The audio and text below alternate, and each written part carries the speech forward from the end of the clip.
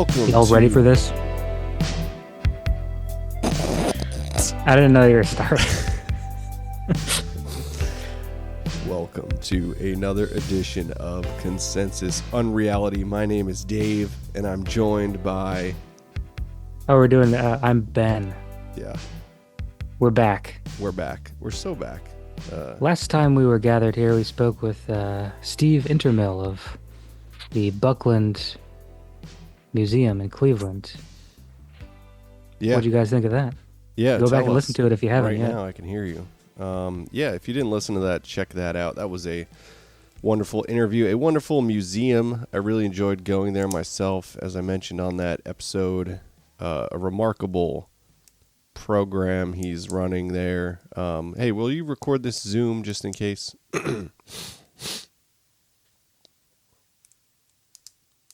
Okay. Great. Yes. But today we're going to talk about something more disgusting and terrifying. More dead astronauts? Dead astronauts, time loops. You know what I watched last night? No. Altered States. Oh, interesting. First time in a while. That felt relevant. Yeah, I could see that. I've uncovered some interesting connections as well to some topics we've spoke about in the past.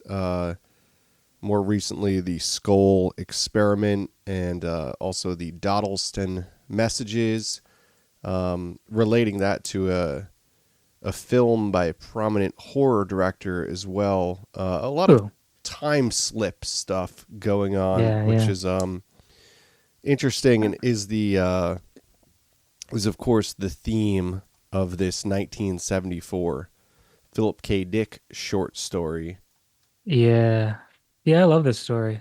I mean, it's kind of, he doesn't have too many misses. Even when he's bad, he's good. And it's hard to, I don't know. I feel like a lot of people talk down about time travel stories in science fiction, but I feel like when they're done well, they're exceptionally eerie. Yeah, I agree. Especially this one, it has that perfect bleak layer that we've kind of been encountering in a lot of the Philip K. Dick material that we've covered as of late. There's always this element of like eternal damnation, which I think is kind of is maybe a theme that I'll talk about later in relation to the aforementioned in Dodleston and Scole. Is that our technology, I think that culturally this is super relevant now too, because everything is like Peter Thiel talking about the Antichrist and all of this apocalyptic eschatological I didn't think that's what you were trying to say. Theorizing. Yeah, that was stuck there. But in my head, I was like thinking, I was also looking at McKenna's Time Wave Zero stuff again. And I always forget how he refers to it, but essentially the object at the event horizon of novelty he calls the eschaton, which is a great little... well, it's like Robert Anton Wilson. He does the same. I assume that Wilson did it first because of... Well, I don't know. Yeah, that would be... Illuminatus is the big meme of eminentizing the eschaton or whatever. Right, true. Or is it, sorry, immanentizing. So that would be a lot earlier than, I guess, yeah. So not coined by McKenna. Or maybe, I don't know. Because didn't he do... I think he started to write about that when he was in... Never mind, it's... South America. It's actually much earlier. I'm looking at it right now.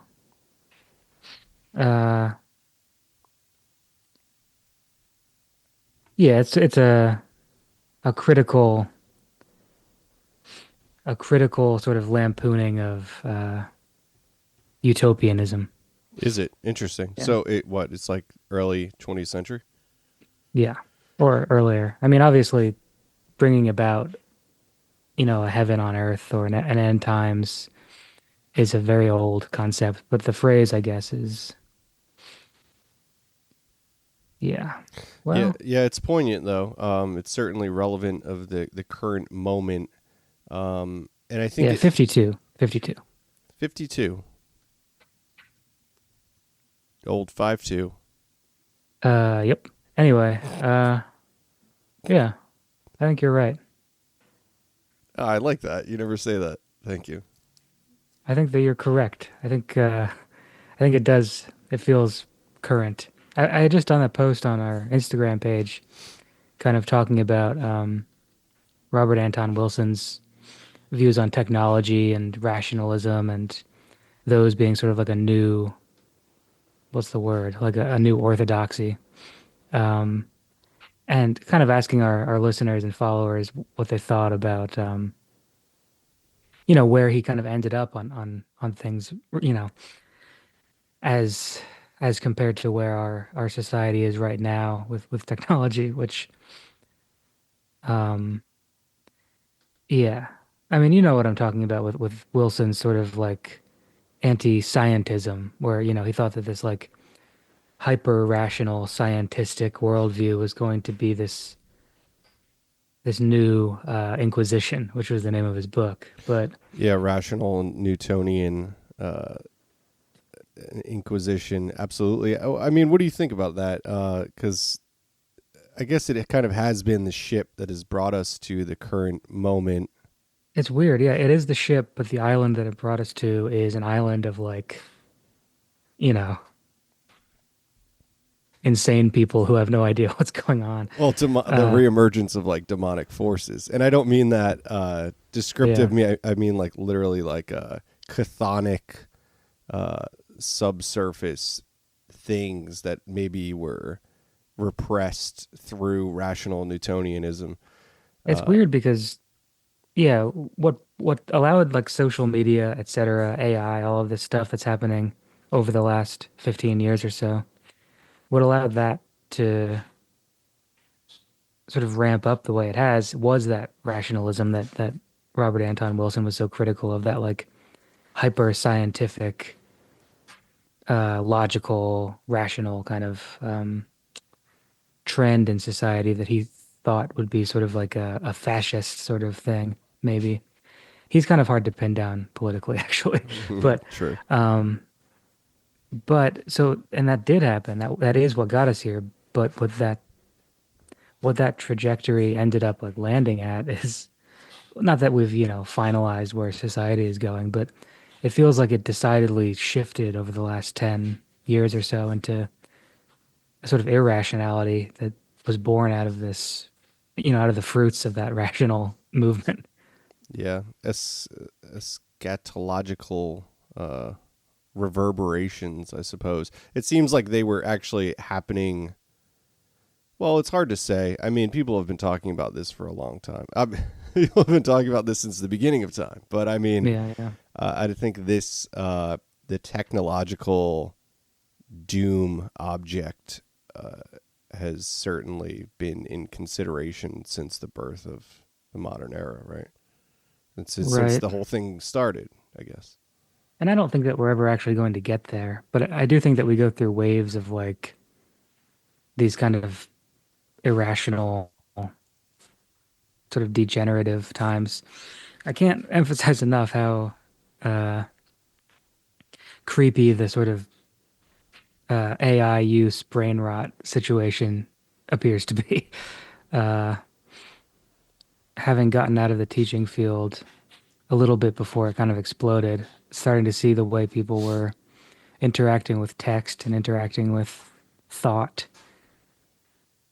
Yeah, I mean, I'm sure this sounds like corny, but it's true. It's very scary and Yeah, weird a lot of and weird. cliches will come to the surface when talking about this stuff because you could think about the Yeah, Nietzschean final man or whatever that yeah, concept is. Superman, Not that one. Not that guy. Superman, Yeah. the Caped Crusader. Is he the Caped Crusader, or is that Batman? uh, I think Batman is the Caped Crusader. He's got a penchant. He's got a crusade. Uh, yeah, yeah. Anyway, I don't know. Well, let's jump into the shape of to borrow a term from a director actually The who Shape of You, to I'll be borrow a term talking from about. Ed Sheeran. Wow, nice.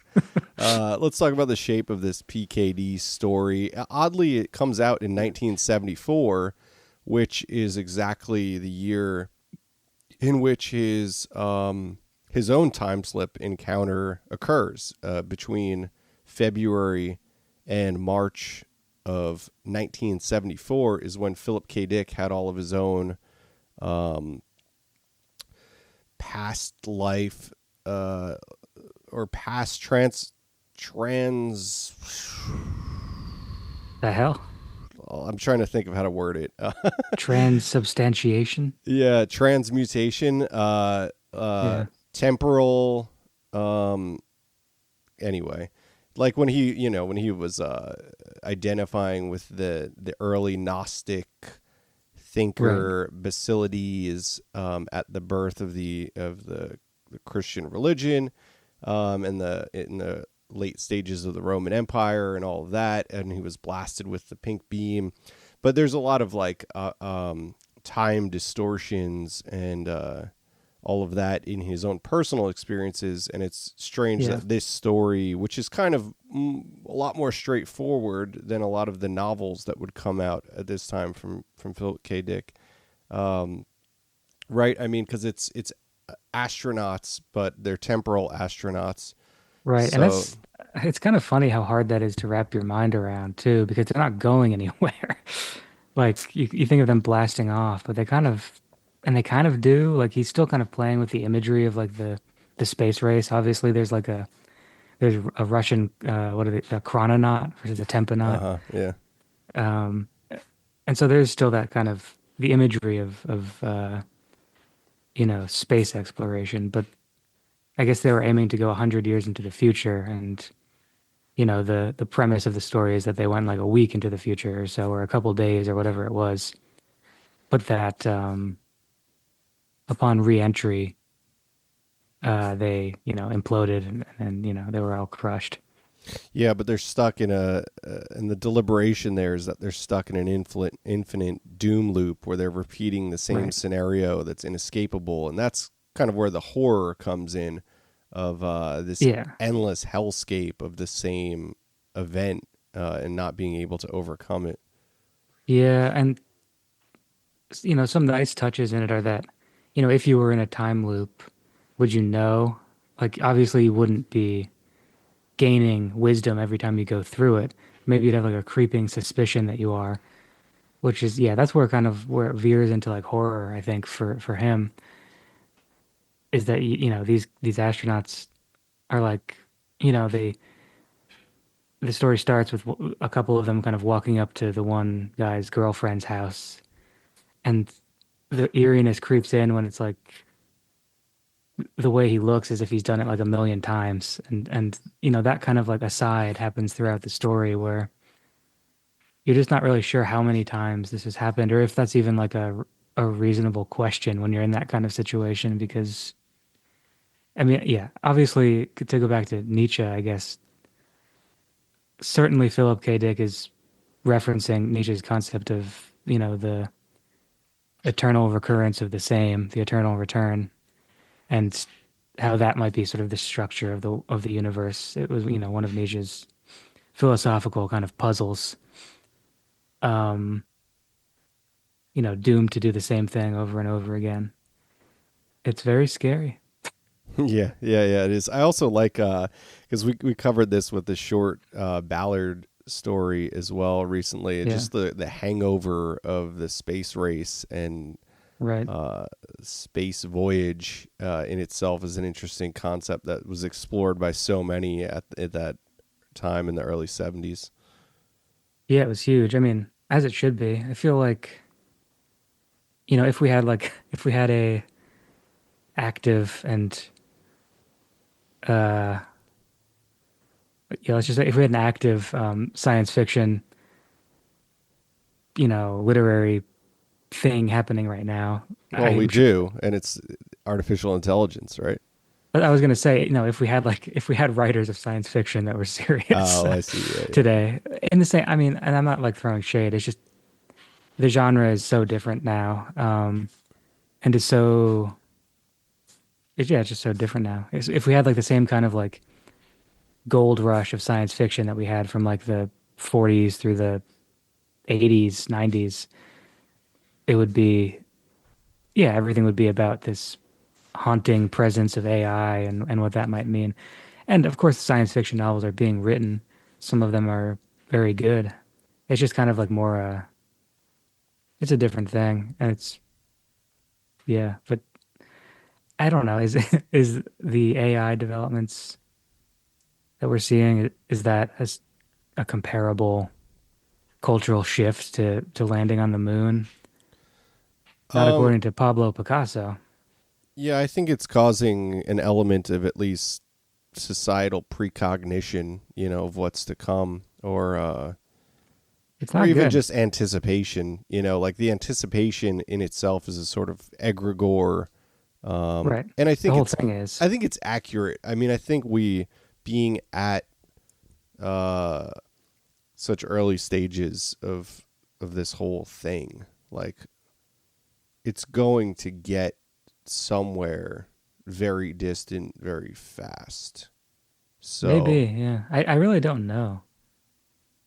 My obviously my eternal issue with it is that it's all still you have to like it's not there if you don't go on your screen. It's just like obviously it'll be used to influence the world itself. Perhaps it'll be used to influence irrigation patterns. So, even if you go out into the woods, it'll you'll see the traces of it, but you never really have to engage with it. Um, it will be just like you don't have to have a phone, even though it's getting like more and more difficult to be a functioning member of society with no smartphone. yeah, I don't know. I think people would push back on that, and I think Philip K. Dick probably would too. How? I mean, Well, that of it will course, be like that's what I'm forced on saying. you in some way. And it is, yeah. I'm just saying that's still like I'm still at the point in my understanding of the situation where I don't have to think about AI at all if I don't Yeah, go on my phone right. or look at it. Like, and even if I do go on my phone, I still have the choice to kind of just like, you know, speed by stuff. Yeah, I mean, just as a simple analogy, I guess, just look at how far the internet has come. Not since it started, or not since the '90s, but since maybe 2011 when people had Blackberries.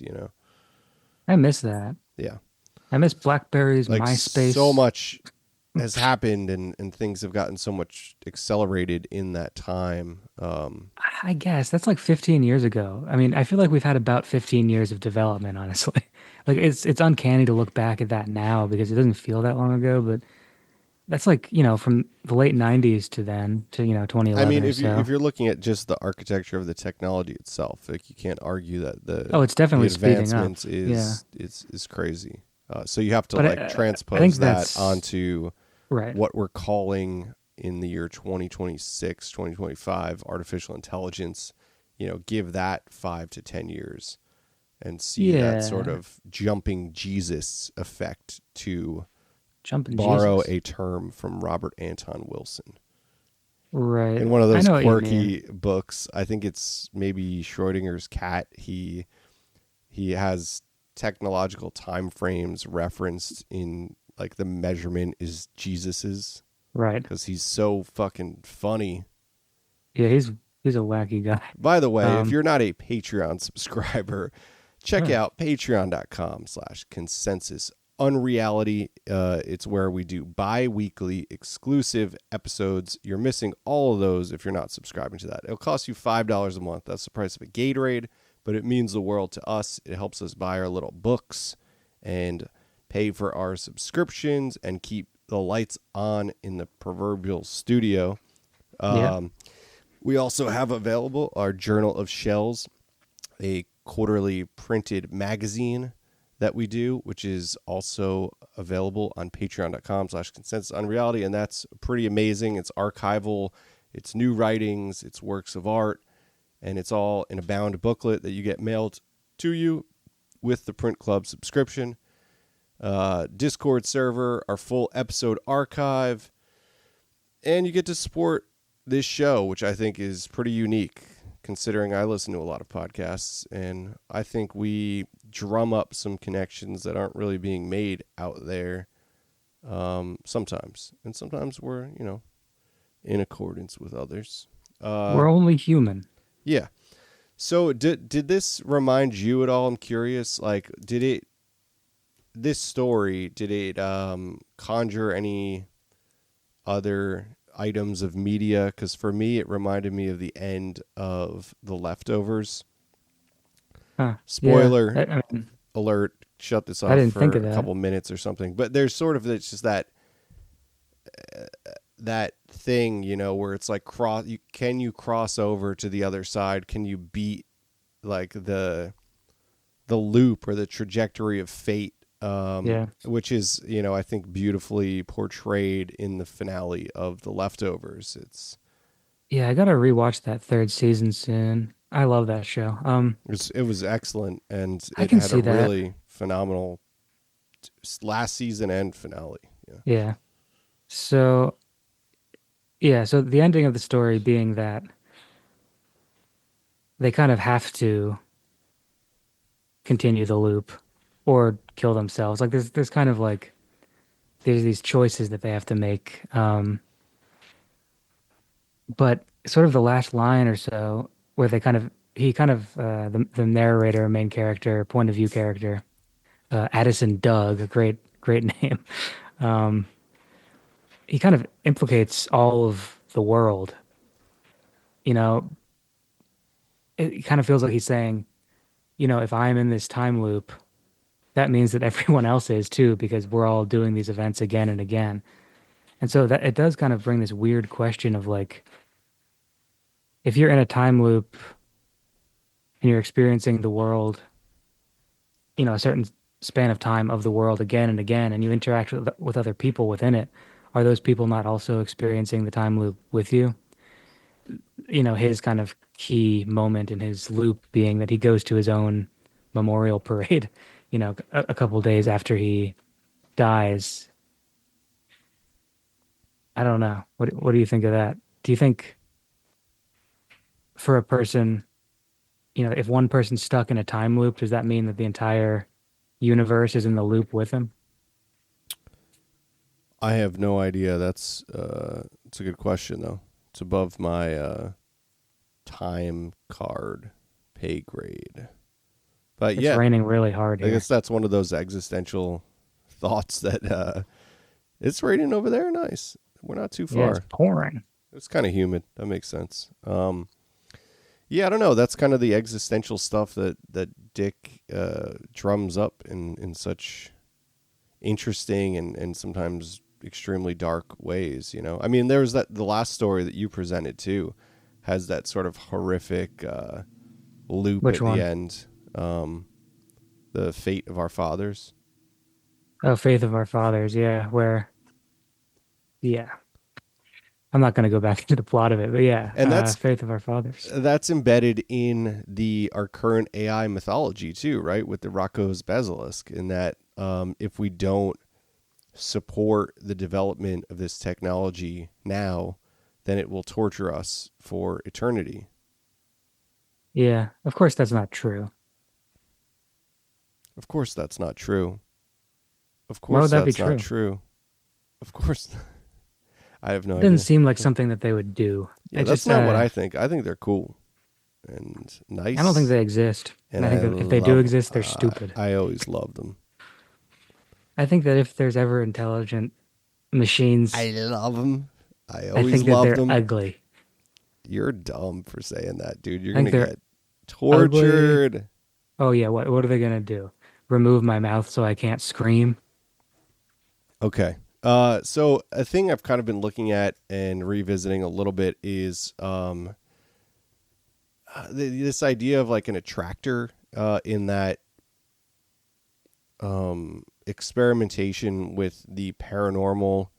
And in one of these cases, it's not necessarily intentional, but in the Scole experiment, which we talked about in an episode, it's a massive paranormal investigation with a ton of documentation, which presented a lot of incredible evidence of afterlife communications And it kind of started as a very almost spiritualist Yeah. adjacent sort of seance experiment. Of course, it took place in the 90s, so there's different technologies, recorded technologies that are implemented in the process. But it felt akin to that Victorian era of research and experimentation. But the event itself acts as this attractor, um, and it starts to pull in these thresholdal denizens, which I think is something that we've talked about a lot. Maybe in our own experimentation, but in the experimentation of others, and it comes up in a lot of stories. Of course, is that there's these tangential tantrums. There's sort of like maybe when you open these pathways through ritualized experimentation, chaos magic, or even lesser, as small as you can get, maybe with something like a Ouija board. Um, it becomes a sort of beacon and attractor. And in the case of the Scole experiment, of course, time travel enters the story, and they are eventually told to stop the experiments because it's causing tears in the fabric of space-time itself. Right. That kind of makes sense. That weird, yeah, I mean, that ties in with something like altered states where, tampering with certain powers within the human, I don't know, what would you call it? Not the human body, but like the human energy matrix, something like that, like can tear a hole in reality itself. Yeah, so it's lifting the veil, or manipulating the heavenly spheres. It's Yeah. sort of like trying to break the laws that bind reality. But this And you is know what though? But what though the thing that keeps keeps the laws, in the end of altered states, upholds the law. Yeah, the thing that keeps everything held together law and is order. love. Hell yeah, It's love. the It's a one hug. constant of the universe. It's a nice hug Yeah, between a man and wife. hell yeah, That's how the story ends. yeah. Um, that's a very strange movie. Did you ever notice that his name is Eddie Jessup? Yes, I think we talked about that when we watched it. That's good. Yeah, That's good. We're on top of things. yeah, we're on it. We're on it, folks. Yes, and then of course in the Dodleston Messages, covered it in the book The Vertical Plane, which we also talked about on an episode a couple of years ago. You can find in our back catalog, which was not an experimentation per se. People, of course, dispute the validity of the story itself. I think people are suspect that it, could have been events could have been fictionalized to produce a book in the first Yeah. place. But it's an incredible story, of course, and many of you have probably heard it, where messages through time are transported to a BBC mini computer in the 1980s, which would have had no connection to a modem.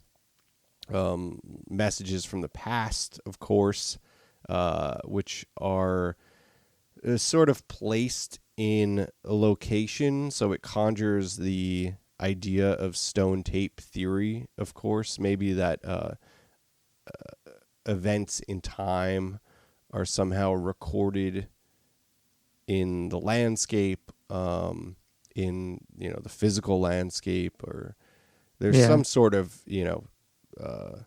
elemental recording of things. But the events are unfolding in the Dodleston Messages in real time. It's a conversation through time in the past, and it's accompanied by a lot of poltergeist phenomena, incredible poltergeist phenomena. You can pull up photographs of that, and the photographs are in the Vertical Plane book.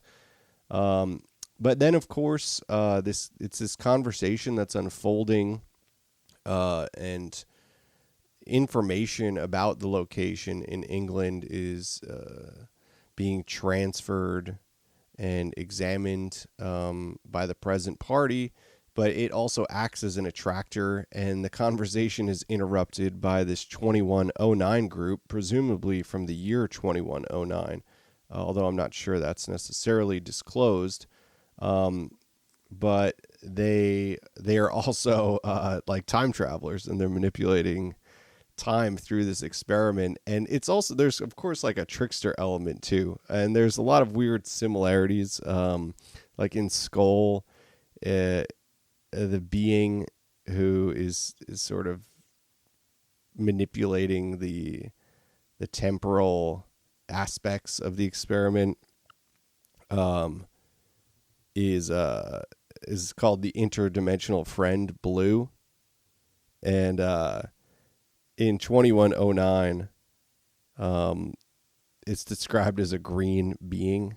Yes, there's always this trickster element to it as well, right? I mean, you can't necessarily trust what they're saying, and it's strange, of course, in the Dodleston Messages that they're getting all of these messages from this future group 2109, and it just sort of evaporates. Yeah. But in the case of Scole, it tells them you must stop immediately. Oddly enough, that date was November 23rd that they told them to end. I've been doing all this research, sort of jumping back into the 23 Enigma, and I have a lot of stuff gathered, a lot of stuff that I think hasn't really been appropriately wrapped up into that whole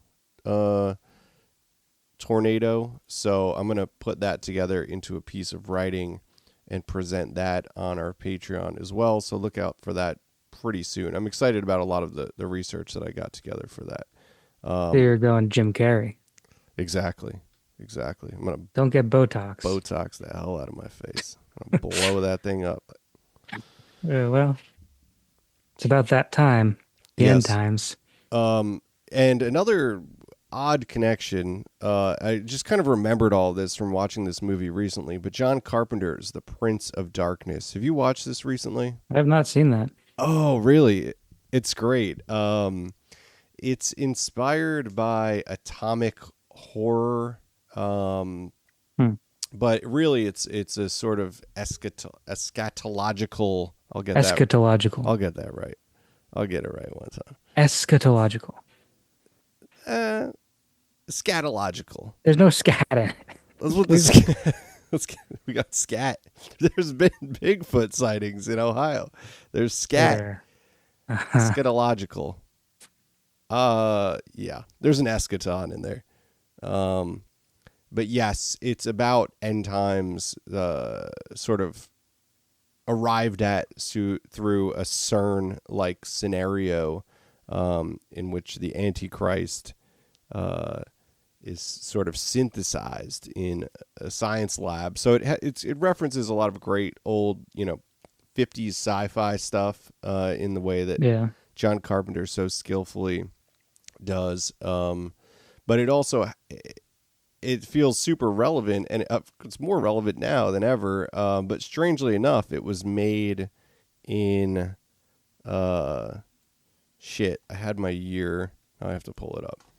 Prince of Darkness came out in 1987, and Dodleston Messages went down in 1984, and the book came out in 1989. There's incredible similarities. The dream sequences in which a future group is communicating to the scientific researchers in the Prince of Darkness through tachyons. It appears on cathode TV screens in these beautiful dreamlike sequences that sort of repeat and are trying to transpose these messages of how to properly affect the present as to not ruin the future. And it certainly conjures a lot of what we see in the Dodleston Messages. There's a lot of similarities, to the point where in the Dodleston Messages, the 2109 group is referencing tachyons and talking about how to use tachyons to to send messages through time. It's very strange. And I don't believe that John Carpenter would have been aware at all of, at that time, a very esoteric book in the vertical plane. And yet, Yeah. this sort of very similar transmission was happening. Um, and I don't really understand that, but we see that so much. Like these, I don't know, it's like these, The things whose time has come, things whose time has come type situation. what are you saying? Are you having a stroke? When a thing's That's like time me has trying to come, say eschatological. when the thing's time has come, Oh, everyone God. kind of I'm stumbles done. on it. Yeah, yeah. I guess. But I mean, it's like that cultural moment with the serious mystery, Robert Anton Wilson, Philip K. Dick, and so many people having similar experiences. Of course, the contactee movement. Um, and then, I don't know, something like this, it's really strange that these two things happened. Because if you look into the vertical plane and the Dodleston messages, it's such a strange, unique event because of the messages being transmitted through a early desktop computer. Um, and it just really, I don't know, I see a lot of similarities to that in the Prince of Darkness film. And there's always these dire threats to it as well, of course, like when messing with time and dilating time. Yeah. I mean, in the Philip K. Dick story, it's kind of interesting because I can't think of any other stories that have the same like extremely grim outcome of basically trapping everyone in a time loop because you decide to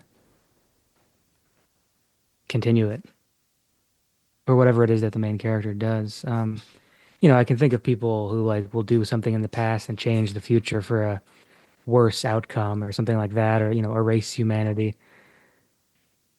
But yeah, it's kind of unique in that way, where it's trapping everyone in this nightmare situation. Yeah, I keep thinking of the Lovecraftian too. It just feels like, so I guess that's what makes Lovecraft's writing so potent. Is this cosmic horror of the inevitability of not being able to stop what's coming. Yeah, That something terrible is traveling towards you, and you might yourself be manifesting it. And that's kind of embedded in all the stuff that we've talked about tonight, right? yeah, that's funny because it's I mean it's literally true of everyone. Yeah. I think that there's even this line in the Dick story where he's like, everyone knows, that they're going to die. Some people just know the date more clearly than others or more Yeah, exactly. yeah, yeah. Referencing cancer patients. Yeah. Yeah, very bleak. Yeah, it's one of his bleaker stories, I think, which is saying something. Uh, I found this quote that he wrote for his afterword to the story where he said, "In this story, I felt a vast weariness over the space program, which had thrilled us so at the start, especially the first lunar landing, and then had been forgotten and virtually shut down, a relic of history. I wondered if time travel became a program, would it suffer the same fate, or was there an even worse possibility latent in it within the very nature of the paradoxes of time travel?" Yeah, I saw that as well. Yeah. So with that, I mean, what do you think about it? Like, do you think that it's, because obviously this sort of gets roped into the ufological argument. Of course, some people say that flying saucers, UAPs, all of that phenomena is Please, let's stick with flying saucers. future. This is a children's show. Is Wait, no, it's not. This is a children's show? Is it future tempunauts? Sure. Yeah, they're us from the future, dude. Right, You have to try this new strain. Um, interstellar stuff. Smoking that yeah. interstellar. Uh, I mean, sure, that's possible. I mean, yeah, are these the Tempunauts? And they get, I don't know. Yeah, it wants a lot. I feel like that's even more far-fetched than interstellar like visitors to me. Well, we wouldn't know, right? I mean, it gets into harebrained concepts of Mandela effect, in which we only have a distant, Nelson? vague uh, re- reverie of Sure. the way that things Reverie. were. Yeah, yeah. No, yeah, deja vu, like stuff creeping in through odd synchronicities and like half memories. I don't know. I just don't know. What was the big one that was happening for a while in the Mandela effect? Not the Berenstain Bears ones, but Well, Nelson Mandela. besides Nelson. I feel like there was one that came Fruit of up. balloon, Yeah, Fruit of the Loom. fruit of That's the right. loom. Yeah, yeah. Whether or not it had a cornucopia, which of course it did. Yes, of course it did. It did. Yeah, they say no. They say no. I say, I Lies. say, we had a cornucopia. Yeah, I don't know. he don't know. Um, yeah, I feel like I see why there are so many like Philip K. Dick podcasts because you could really just like build a podcast around going through his stories and being like, huh, I mean, people. Not to knock. I mean, we're not. We're hobbyists ourselves. We have day jobs certainly. But you go on some of these YouTube channels and people are like, "Yeah, I like this one. It's a great story. It's about astronauts. So if you want to like and subscribe, go ahead and I leave me saw a a couple of comment." those.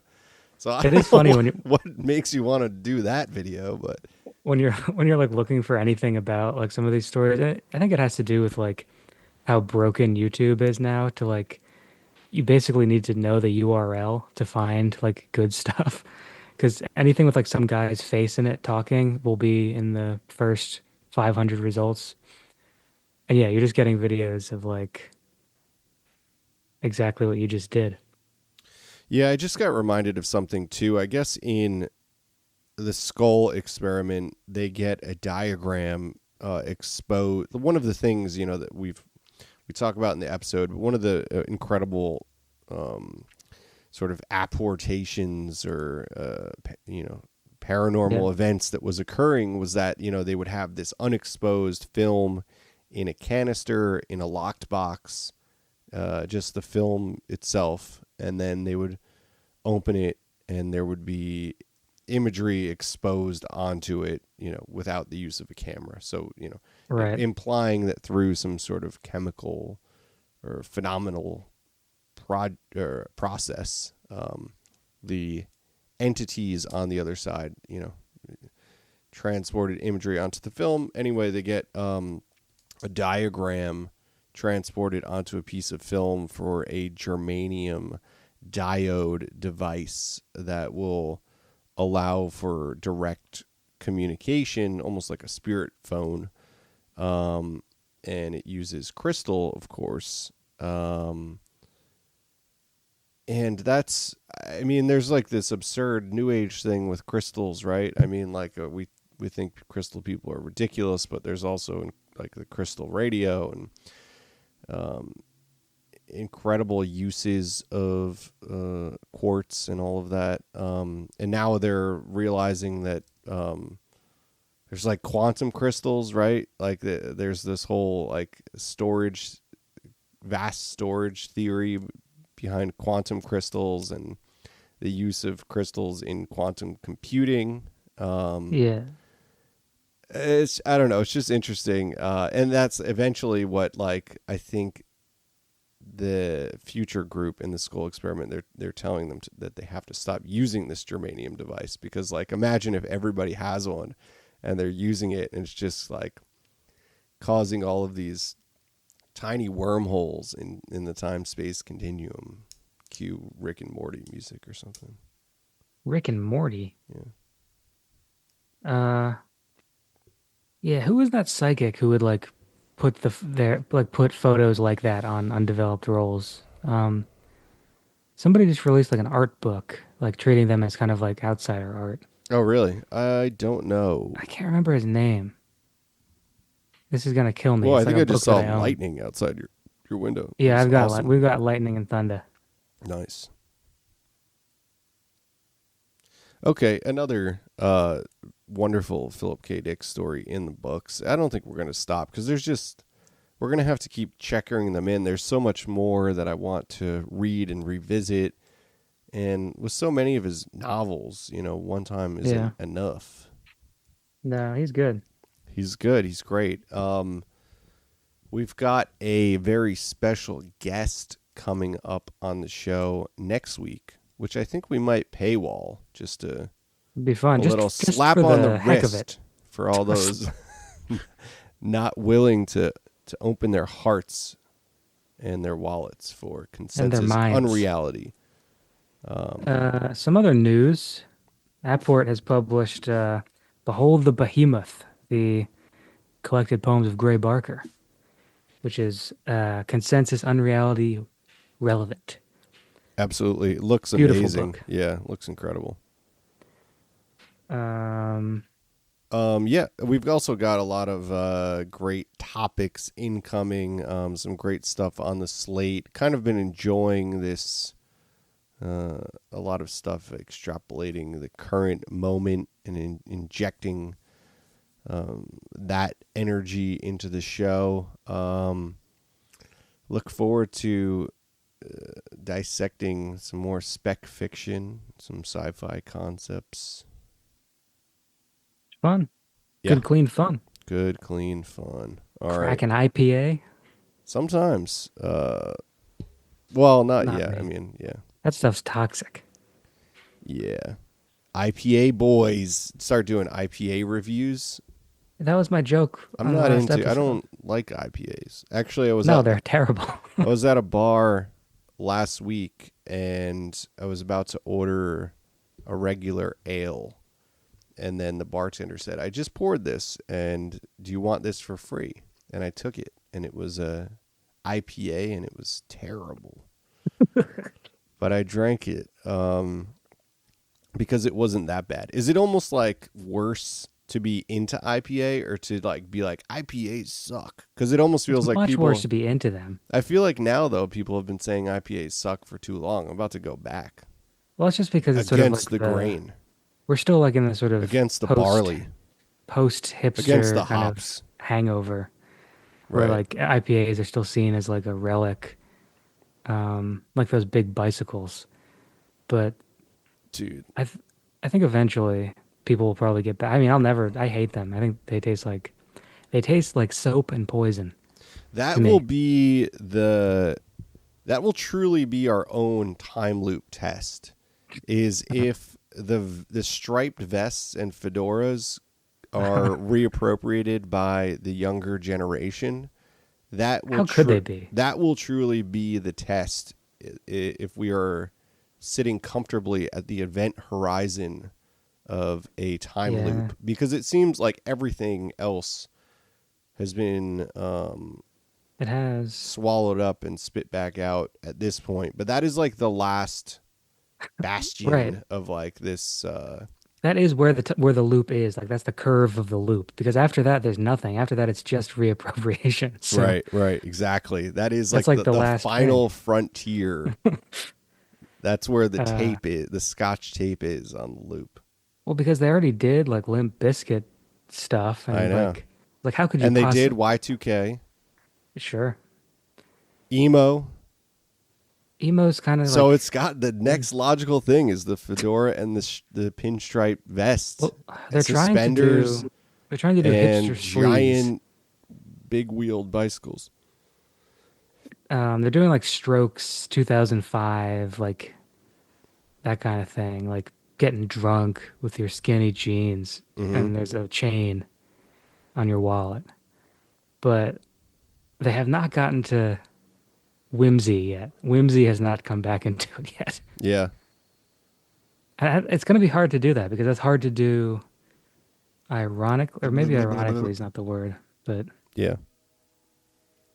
I think that I think that we're in trouble. I think we're getting to the end of the reel, and after the reel's over, it's black. Man has invented his doom. Yeah, First step was touching the moon.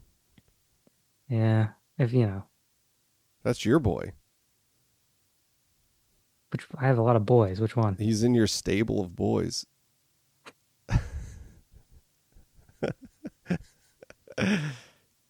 You wouldn't stop talking about Bob Dylan for like 5 months. I'm And now still talking about him. you don't even recognize that lyric. No. Damn. License to Kill. Oh yeah, With Sly it was and the Robbie. performance. Yeah. The performance was lacking. I do like License to Kill. Yeah. All right, let's get the fuck out of here. Thank you for listening to another episode of Consensus Unreality. Please join us on Patreon, where we have so many exclusive episodes. It's more than 150 hours now. I have to change my thing. I've been saying 150 hours, but now it's probably 170 or something. That was probably 155. Exactly. Thank you for joining us. We'll catch you next time.